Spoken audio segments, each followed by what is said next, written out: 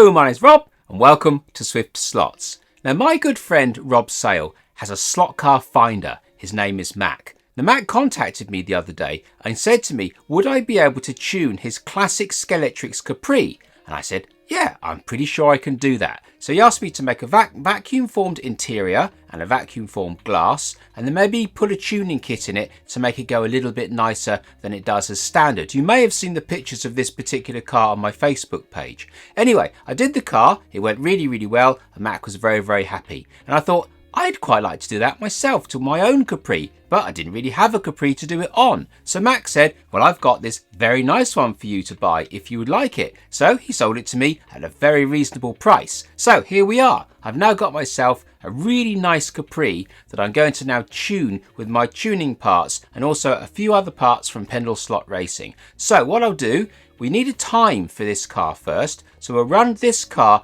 around Crow Valley and see what time we get. Then I'll get you on the table. I'll show you all the parts that I'm going to put in this car. I'll show you my little tuning parts as well. We'll do the work and then we'll take it back to Crow Valley and see if we can improve the time that we get right now. So let's get to Crow Valley. Let's see what time this car will do and then we'll get on the table and I'll show you what parts I've got.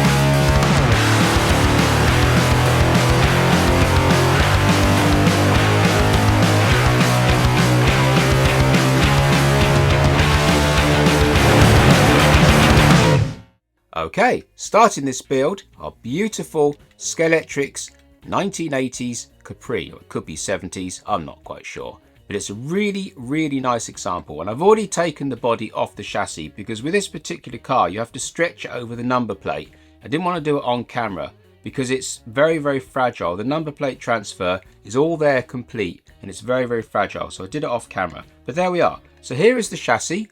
Really nice clean chassis, absolutely nothing wrong with it. It runs quite well. Yeah, it could do with a set of new tyres, but don't they all at this age? But that's what we're starting with there. So we're really on this chassis. We're going to change the running gear, put some lights in it, a little bit of LED, change the guide and put my tuning kit in it. And here is the body. This is a really nice example of this car. Really clean. It's a very nice one. Got the big wing and everything else. Very loud colours. It's a really nice car. So it's missing its wing mirrors, but I'll address that in a moment. So that's our car. So the next two parts I'm going to show you for this build is this standard Pendel Slot Racing 20,000 RPM S-Can motor, the AC6. And you can see that it has a shaft on either end. Now we're obviously going to chop off one of those shafts, but what we're going to do is chop off the other shaft as well, because we're going to fit it to this Slot-It 26 tooth inline crown gear. Now this particular gear is aluminium. So aluminium normally isn't as strong as brass or as durable as brass, but in this case it doesn't matter because we're going to chop the motor down so it's not engaging with this gear at all. And the reason being is twofold. One, the brass gear wasn't available in stock when I went to order this part, but secondly, I have a subscriber who comments in a lot of my comments, and he always says that he doesn't like having the end of the shaft engaging in the gear because it leaves brass dust all over the track. And I say to him, yes, I know, I am aware that you can use axle spacers and blah blah blah, and he keeps on telling me just to put a spacer between the gear and the bearing. So that's what we're going to do in this particular build, just to please that one guy who keeps on commenting about putting a spacer in there and not leaving brass dust all over the track. So this one's just for you, mate. So that's the car, and that's the gears, and that's the motor. Now recently I've been using these SwiftSlots steel pinion gears. I think it's an AS003. These are 9-tooth. They're very, very good. They're steel and they're very cheap. I don't know how long Pendel Slot will actually have these in stock for, but these are really good gears. So if they're still available, grab them quick while they're still there. And we're also going to be replacing the standard Scalextric axles, and these are particularly nice ones. They're hardened steel made by SRP, but any axle will do. These come in packs of 10. They're very cost effective. I get through lots and lots of axles, so that's why I use the SRP ones, because they work out a bit cheaper in a pack of 10. There we are, a very nice pair of hardened axles. And for rear bearings, we're going to use these Pendel Slot Racing AB01 brass bearings. So these are really, really good. They fit Scalextric cars beautifully, obviously take the axle perfectly as well. And they're very, very good for the job, and they're very inexpensive. Now this particular part is purely for me to try and keep the cost down on this car. So I'm actually going to put alloy wheels on this car, but only on the rear.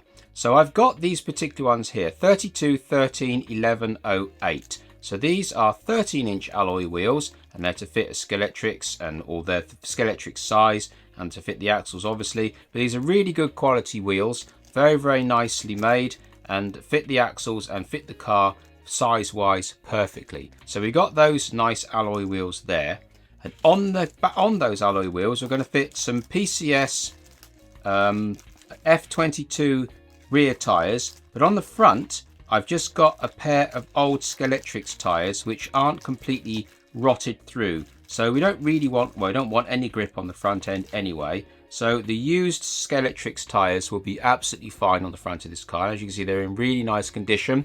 There's no drywall on them or anything at all. They're really, really good. But these particular tyres here are going on the rear. Now they say these are Pendel Slot Racing F22s, and they are excellent tyres, really, really grippy. Their F15s are even grippier, and I couldn't find them at the time, but these ones would be absolutely perfect for this job. They give us a lot more grip on this car than it has currently. So there's those tyres there. And you all know it was coming. Slotting Plus standard guide is going in the front of this car, like a fit to all my builds. So here's the next curveball, but before I show you these, I forgot to tell you why I'm only going to use the rear alloys for this car. What I'm going to do is I'm going to actually take the best 4 wheels off this car and the best 2 wheels off this car, and then use those on the front. And then the worst 2 wheels, and I think this one here has got a bit of a crack in it anyway in the back, I'm going to use the worst 2 as inserts for the rear wheels. So I'm going to show you how to actually turn a full wheel into a wheel insert just on your electric drill. Rather than doing it in my lathe like I usually do, I'm going to do it the budget way with my drill. So that's why I'm going to be using 1 pair of alloy wheels in the back, because I'm going to use standards in the front, and I'm going to turn the worst 2 wheels into inserts and put those inserts into the rear alloy wheels. So with that curveball explained, I'm going to show you the next curveball. Now, when Mac did his car, he also needed rear view mirrors, or rear door mirrors. So he bought, as you should do I suppose, the Type 6 door mirrors that you can buy from Pendel Slot Racing, and these are the correct wing mirrors for the car. Now unfortunately, really, they are a little bit massive. They're a little bit too big, really, visually. They're the correct mirrors and they fit absolutely great, but they're a little bit on the big side, really. So what I've done is I've actually bought this Scalextric pack here, and it's part number W9031. And it's actually an accessory pack for a Scalextric Modern Mini, the German Mini, not the proper Mini, and it has these rather nice wing mirrors in there, aerials in there, and a little spoiler in there, and bits and bobs, other bits that we don't really need. But what it actually has in there that we do want are the windscreen wipers, which are really neat. So I think I'm going to be fitting these windscreen wipers to my car. But also it comes with these rear view mirrors here, these door mirrors. Now, as you can see, they're a little bit modern, but they actually fit this car 100% perfectly. Let's get the right side. Hang on, is it that side there? I believe it might be. Yes. So as you can see, or if I can actually get it without it bouncing off my table, they do actually fit into the car perfectly well. This one's a little bit big for that hole. I don't really want to force. There we are anyway. So there we are. So you got the actual wing mirror there. Now, it does actually fit quite well. It's a little bit big, I guess, but it does fit. So what I've already gone ahead and done, just to see if I could, is I've actually taken the standard rear view or rear door mirror and I've slimmed it down to make this much smaller one. Hopefully that's coming through on the camera. So all that is literally is a slimmed down version of the mini one. Just I've attacked it with a file. So now what we've actually got a half decent, more or less scale rear view mirror or rear door mirror that's pretty much in scale. Hopefully that's coming through on the camera there. And it's actually a really good fit for the car and doesn't look too obtrusive. A lot less obtrusive than the standard mirror. As you can see there, the size difference is ginormous. So there we are. So that's another little curveball I should be doing to this particular car. It's turning these standard mini parts into parts for our Capri. So that's that.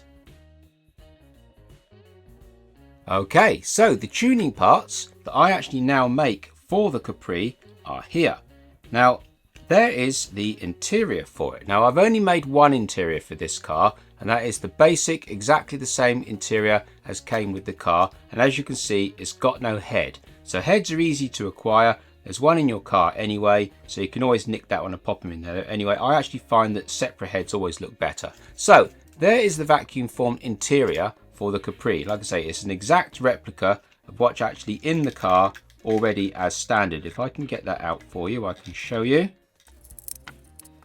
So there is the standard interior, and here is my vacuum formed interior. If you whip its head off, you can see that it's exactly the same.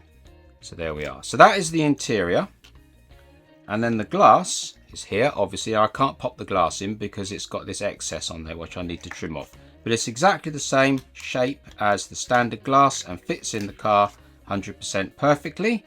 And you can see it fits on kind of like that, absolutely spot on. So that is the vacuum formed interior and glass for the Capri. And the other thing that I'm doing is this brass tube. Now these particular parts here are going to be £6 a pair, and this little tube is an extra 50p if you want it, and that tube fits right in there between those bulkheads and it stops this floppy axle. So on my website, if you're interested in buying this kit, these particular vacuum formed parts are on there for £6, and there's also an option for the brass tube as well if you should want it for an extra 50p. Okay, so we have a time set by this standard Capri, and we have all these nice tuning parts to go in this Capri. So let's get to the workbench and get all these parts into this car and head back to Crow Valley and see if I can make this car go a little bit quicker than it just did. Right, to the bench. Okay, so we have our standard chassis here all ready to go. So the first thing I'll do is strip out all these standard parts, give the chassis a quick scrub in some warm soapy water, and then we can get back to start fitting these parts in it.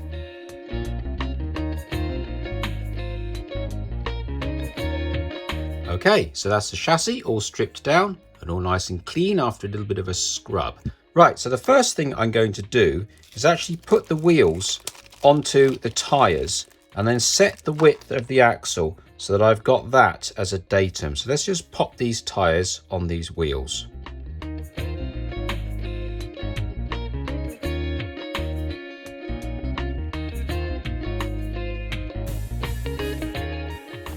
Okay, so there they are. So I've left one wheel nice and loose because what I want to do is pop this underneath the car and just make sure that I know how long my axle wants to be, because I'll start with cutting the axle down. So this side here is completely flush to the inside of the wheel, so there's no more to be gained by bringing the axle out, so we can set that one there.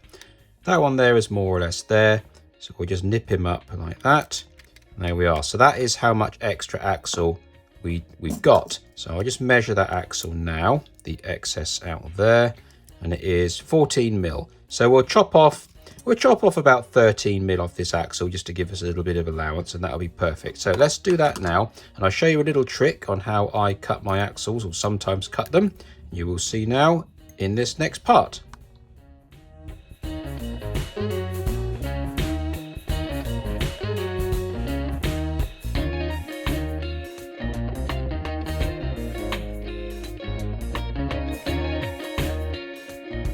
And there we are, one really cleanly cut axle, really simple to do.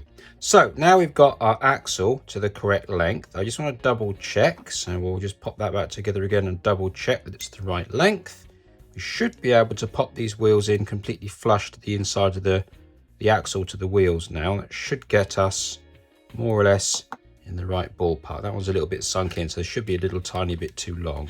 So it's perfect on the inside of the wheel arch there, and it's perfect there. And let's say the axle is just level with the inside of the wheel. So we know our axle is at least probably a millimetre too long, maybe 2, but that's absolutely fine because we've got plenty of poke still left inside that wheel. So let's get this back axle put into this chassis now. Very, very simple. And then we can move on to sorting out the motor.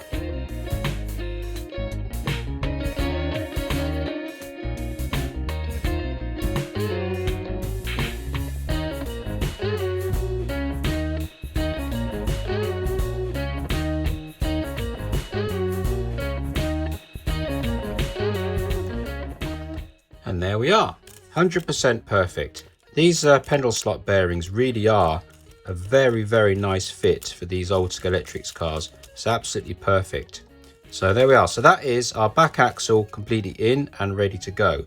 So now what we need to do is think about this motor. Now, as I said, I actually want to chop one end off completely, but also chop the pinion end off completely flush so that we can put an axle spacer into this car rather than running off the shaft. Now, as a matter of interest, I wonder if that shaft would actually be the right length anyway, because sometimes they can be a little bit short. So let's just pop that motor in and we'll see if it was ever going to be long enough in the first place, because that is useful to know.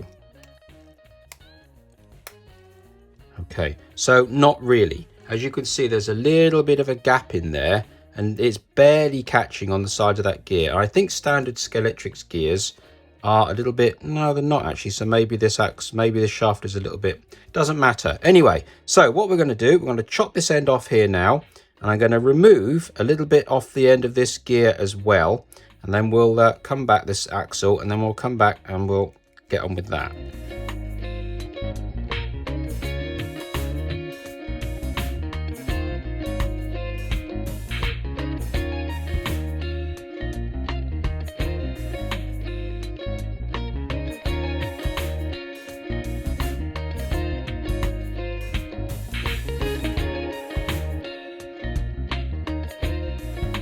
Okay, so that's the pinion all fitted to the motor and the motor all fitted into place, and I've also ground down that shaft just so it doesn't quite engage into the groove on that gear.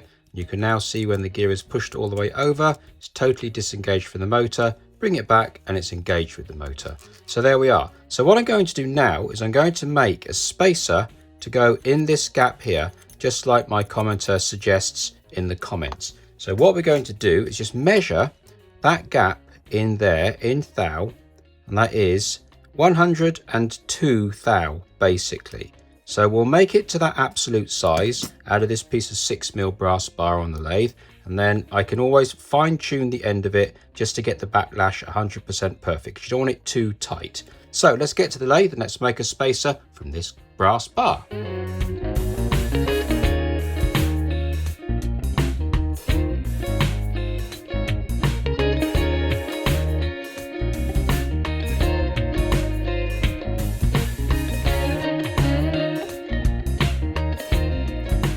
we are. That's the little brass bush all made. And if we measure it, we were aiming at 183 as a starting point.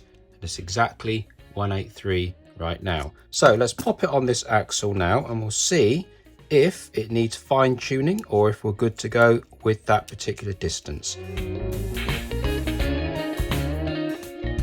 Like that, don't go mad. Right, now then, what have we got? So the backlash is basically non-existent. There's a tiny bit there. The end float is perfect and the actual motor is really smooth. So there we are, 100% happy with that. So hopefully now that has satisfied my subscriber and commenters queries about putting a brass bush on there. So this stub axle now is not touching this aluminium gear, which is never a great idea with aluminium anyway. So what I'm going to do now, pop a little bit of super glue into these bearings to lock them into the chassis, and then that is the back end completely done.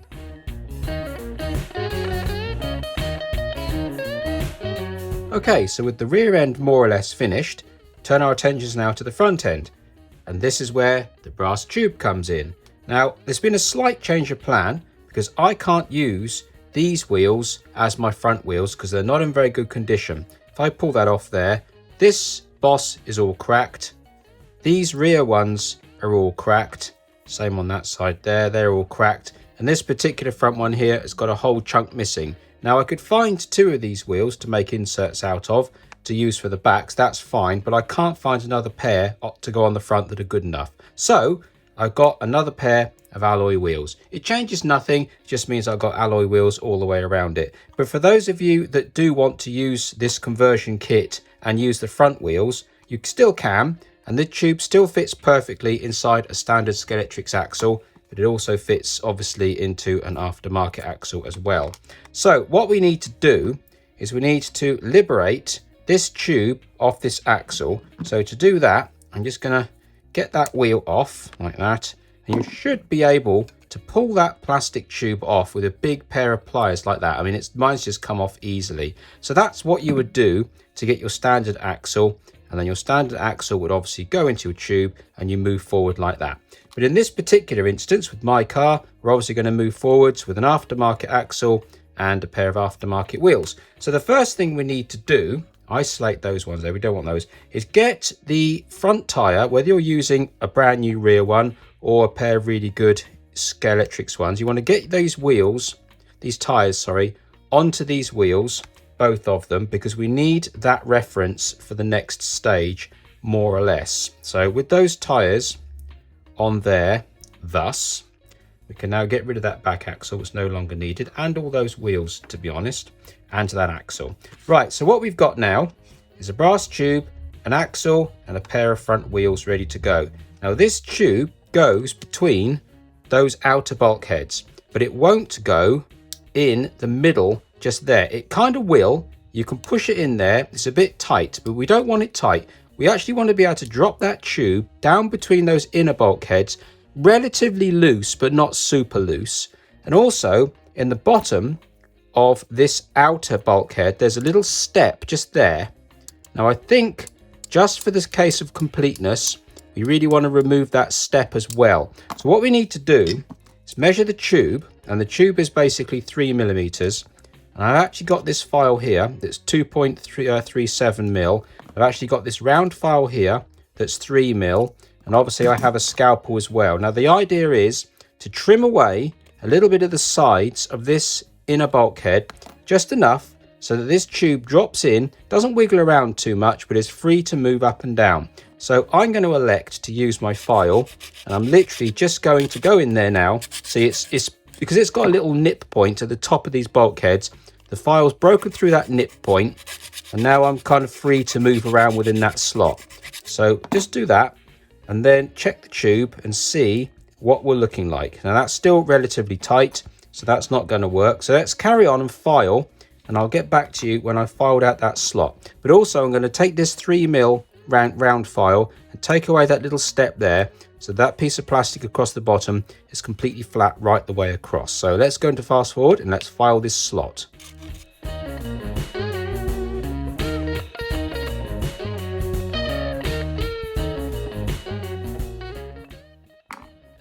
Okay, so the slot has been filed with my 3mm round file, and now that tube fits in there very, very nicely, and I've filed all the way down to the bottom so that my file even touched the middle of that U channel down there. So this tube is now free to move right the way across and settle wherever it wants to, and it's not loose side to side. So that's basically our tube ready to go. The next thing you want to do is scratch up, really scratch up the inside down here in between those bulkheads. Really, you can't scratch it enough.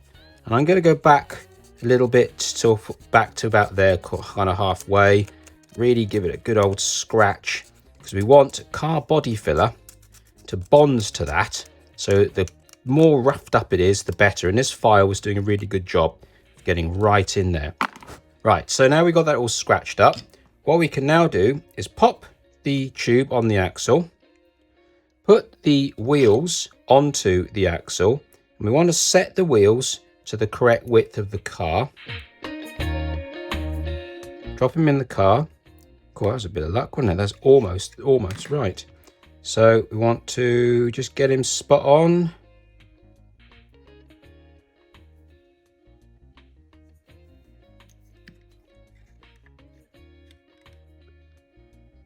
So there we are. I mean, it's a little bit narrow, but that doesn't matter for the purposes of the next stage. A little bit narrow, it's not really a problem. Although we do need to make sure it still fits in the back of this chassis. We don't want to make it too narrow. Right, it's a little bit too narrow there. So let's just open the wheels back up again. Make sure that they fit. So let's put it to the actual chassis. That would probably be better. So there we are. I'm going to snug it up to the chassis so that the back-to-backs of the wheel are basically exactly the same width as the chassis. There we are. Right, let's make it a little bit looser than that, because we do need these wheels to move back and forth just a little bit. They need to be able to, they need to do that basically. You need to be able to drop them up and down, and they need to find where they need to be exactly. And then we can take out the axle, double check it in the wheels, in the arches, and that is absolutely fine. What I am going to do on my one actually is just take away a little bit of that inner arch, because it's just a little bit tight on that mold line. There's a bit of a sort of a mold line on the inside of that arch. It's just causing a bit of a pinch point on those tires. And that's a little bit better. Right, so now that goes up inside there. Right, so now we've got the front axle fitting and we're all ready to go. What we now need to do is we now need to get some car body filler and put some car body filler right in the bottom of that groove.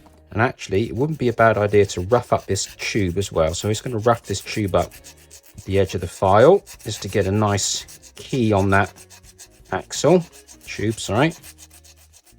There, so that's sort of roughed up enough now. Car body filler will absolutely love that surface, no problem. Get in there with the rat tail as well, really give it some.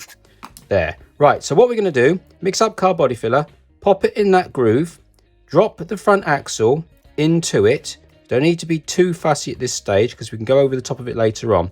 And then once the car body filler is in there, we can then put the body on, put the whole car on the setup plate, and then put a shim underneath the front. You can cut a wedge of wood so it rises and lifts the front end until the chassis and the body and the clearance of the wheels look good. And then leave the whole thing for about half an hour to let that car body filler completely harden off. Then we can come back, put a little bit of car body filler over the top to neaten it up if necessary, and then we can move on to the next stage.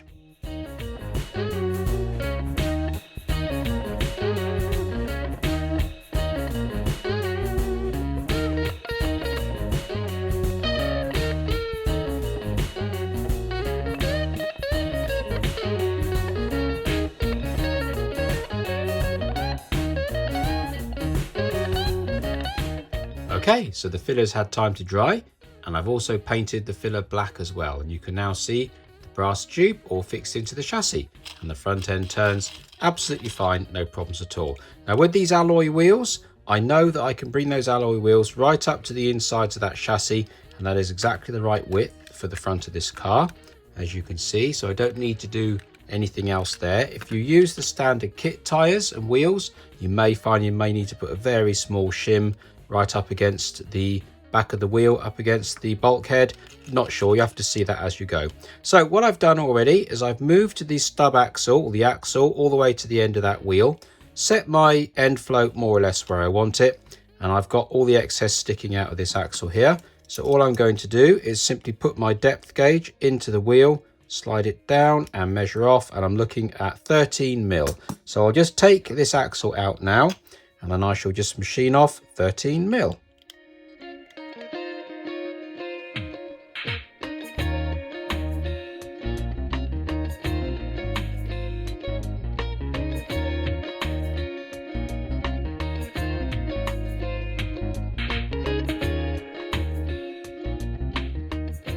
Okay, so now the front axle is all cut to size and all fitting perfectly well. That concludes the front axle in its entirety. So we now need to turn our attentions to the Slotting Plus guide. Now there's a couple of directions you can go with this particular car. So the first obvious direction is just to put the guide straight in. Now as this car sits and as you set it up, you'll find that the guide will probably want a shim underneath it of about 0.5 millimeter ish. We'll get to that in a minute and I'll show you how to do that, not a problem. But at the moment, if you put it in all the way down to its full depth, allowing for about 0.5 millimeter of play or of a shim, you get a little bit of play there.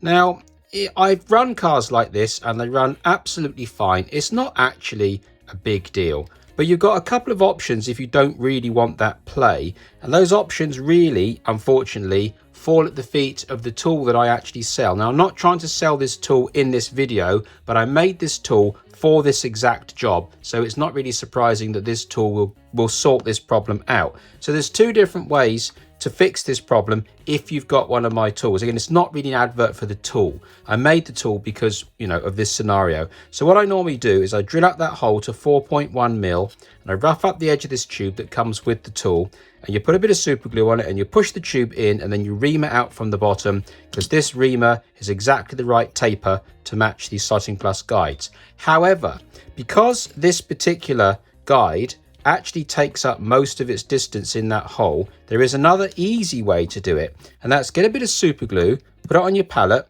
pick it up with a stick, and then go round the inside of the hole with super glue. So you line it with super glue, because there's not a lot of material missing to make that guide nice and stiff. So once you've lined it with super glue, what you do then is you give it a bit of activator and you kick off the super glue so it goes off hard, and then you can ream it out, and you're reaming the super glue, and then you can get your guide to fit perfectly. So you don't actually need to use the tube that I sell with the reamer. So what I'm going to do in this particular job, I'm actually going to drill it out properly. I'm going to fit my white tube in there because I can, and we'll move forward. But let's say you don't have to. Alternatively, if you haven't got one of these tools, you can simply pop him in and set him up and you're good to go.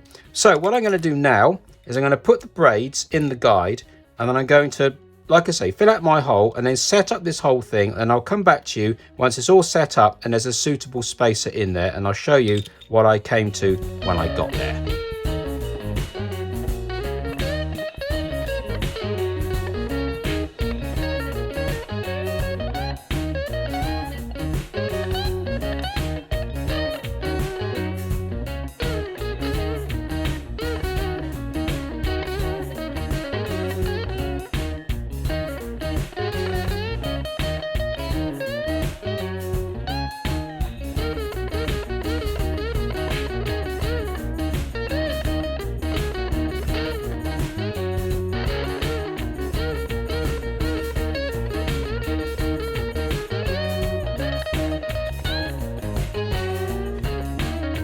And there we are. So that's the guide all fitted. Now your mileage may well vary from my mileage, because depending on how you set your front axle up very much depends on how big a shim you do or don't fit under your front guide. In my particular case, I needed a 0.5 millimeter shim, and as you saw on the video, I cut them out of plastic card and they look remarkably similar to that. So 0.5 millimeter is all I needed, and I've now got a really nice guide with lots of nice rise and fall, and there's absolutely no wiggle in that guide whatsoever. I say it's really solid and very free to turn.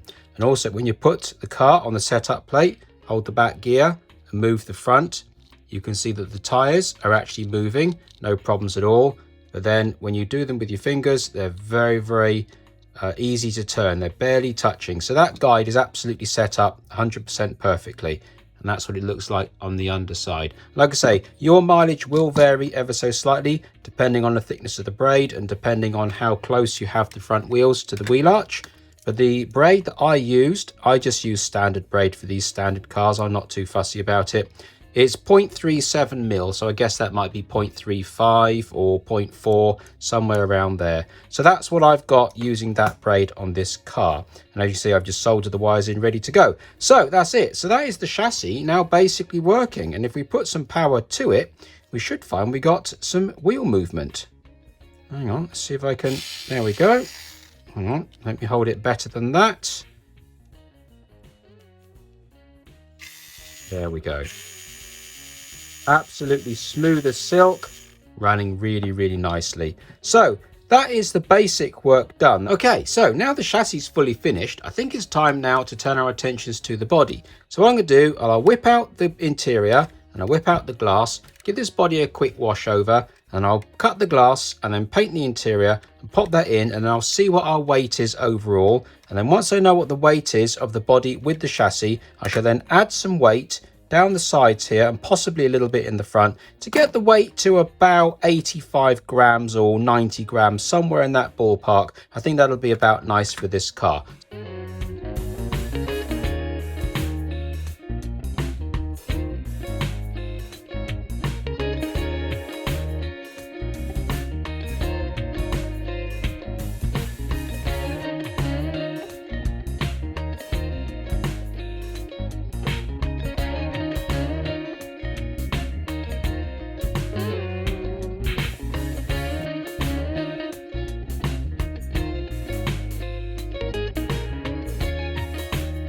Okay, so that's the glass all in the car, and as you can see how I fit my glass is I cut a nice big hole in the top of the glass, get some foil tape, and then put the foil tape really tightly down to the body and force it into place with a cotton earbud, just going around the edge and really forcing it in.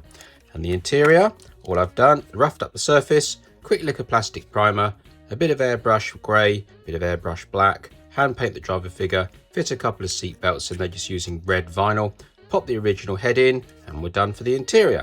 So all the interior fits into the car exactly the same as the original interior, hole in the back, notch in the front, cut the glass just slightly lower than the clips, so then the interior goes in the clip there, clips into the front there, and that is it, done. That is as easy as that. So it fits exactly the same way as the original interior in glass, only an awful lot lighter. So talking of weight, where are we at now so we know how much lead to fit into this car?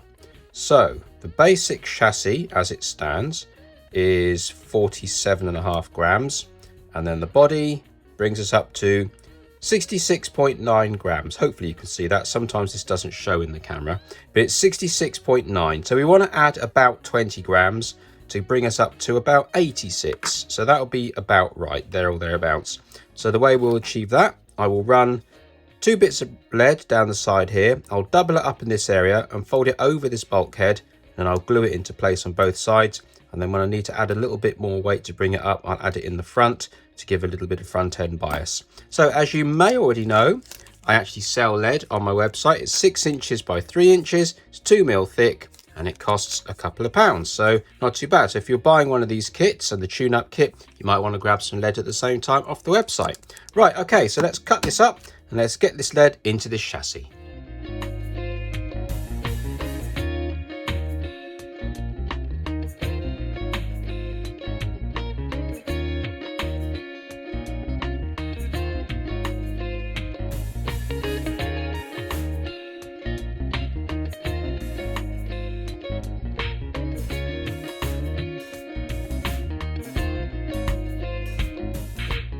Okay, so that's my lead all in as well, and as you can see, I cut 2 strips down the outside, folded them up, and then folded them over that bulkhead, drilled a hole, and then used some super glue in the middle to act as like a rivet to glue them down. Same in the front. So where are we at now? So we were aiming for about 85 grams. So the actual chassis now weighs 66 grams, 66.7, with the body 86.2. Now that's perfect. That's exactly where I wanted it to be, and that is it. Pretty much done. So the last thing to do is, as I said to you earlier in the video, we're going to turn these standard wheels into inserts, and I shall show you how to do that now. Basically, it just involves turning your electric drill and your Dremel into a lathe. So I'll do it and you can watch me do it, and then you'll understand. No point me explaining it.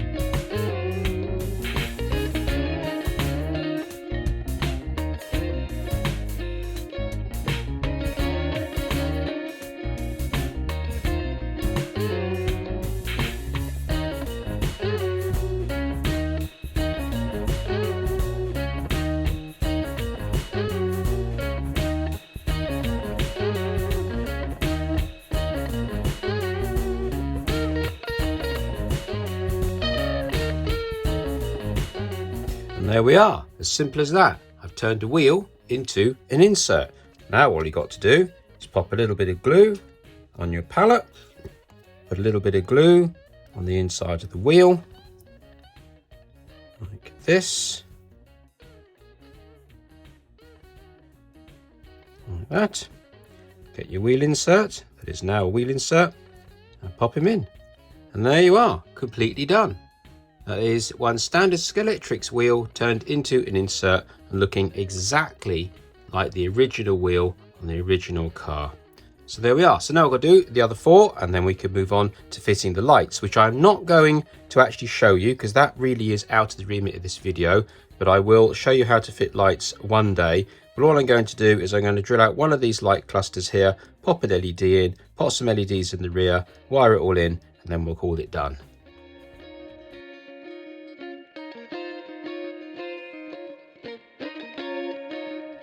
Okay, so with the original wheels turned into inserts and fitted into these alloy wheels, they now look exactly the same as the original Scalextric wheels, only now they're aluminium. So with that done, we'll quickly run through and get this lighting kit fitted, and then we can hit the track.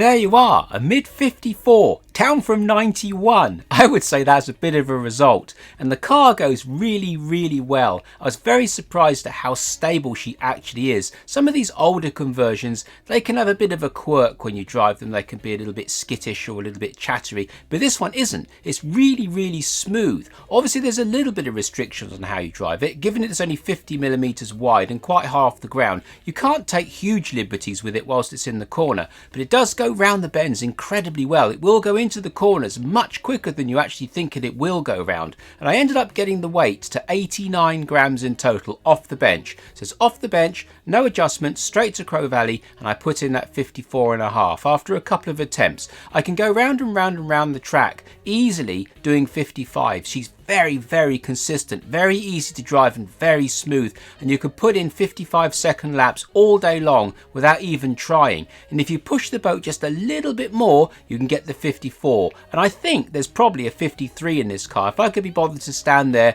for a few hours and practice and really work at it, I think I could probably get a 53, but I'm not sure there's that much more in it after 53. But it's certainly a 55-second car, easily and well worth converting. So if you did fancy doing this conversion yourself, remember that I sell the glass, the interior and the little tube on my website, link just there if you fancy doing it, and it's well worth doing. It's a really nice car and it goes so much better than stock once you've done all the little tuning tricks that I've done to this one. So hopefully you've enjoyed this sort of content, and if you have, maybe you'll subscribe, and if you could hit the little bell button, that would be awesome. So until the next time, thank you very much.